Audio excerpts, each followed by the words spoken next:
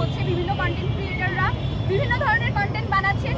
আমি ঠিক জানি না এবং আমরা ঠিক জানি না এটা কোনো ধরনের সুপরিকল্পিত কিনা, অথবা তারা শুধুমাত্র নিজেদের ভিউ বাড়ানোর জন্য এই ঢাকা বিশ্ববিদ্যালয়ের সুনাম ধ্বংস করার জন্য এটা করছে কিনা।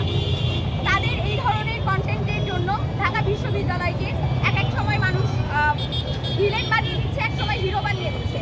ঢাকা বিশ্ববিদ্যালয়ের শিক্ষার্থীদেরকে ভিলেন বা হিরো বানানোর কিছু নাই। আমরা ঢাকা বিশ্ববিদ্যালয়ের শিক্ষার্থীরা সব সময় অন্যায়ের বিপক্ষে দাঁড়াই, যৌক্তিক দাবি নিয়ে দাঁড়াই। আমাদের শিক্ষার্থীদের ওপর আজকে যে হামলা হয়েছে আপনারা সবাই দেখেছেন।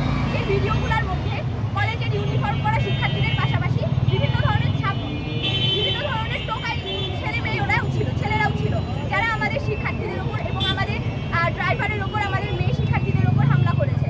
আমরা এর তীব্র নিন্দা জানাই এবং আমাদের প্রশাসন এবং ইন্টারিমকে আমরা বারবার আহ্বান জানাচ্ছি যেন খুব দ্রুত সময়ের মধ্যে এর সুষ্ঠু তদন্ত করা হয় এবং এই হামলার যথাযথ বিচার করা হয়।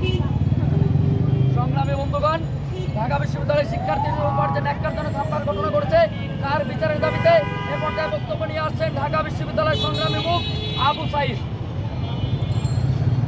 সংগ্রামী সহযোদ্ধারা, আপনারা জানেন খুনি হাসিনা এই বিশ্ববিদ্যালয়কে, ঢাকা বিশ্ববিদ্যালয়কে জনবিচ্ছিন্ন করতে চেয়েছিল, কিন্তু ঢাকা বিশ্ববিদ্যালয়ের শিক্ষার্থীরা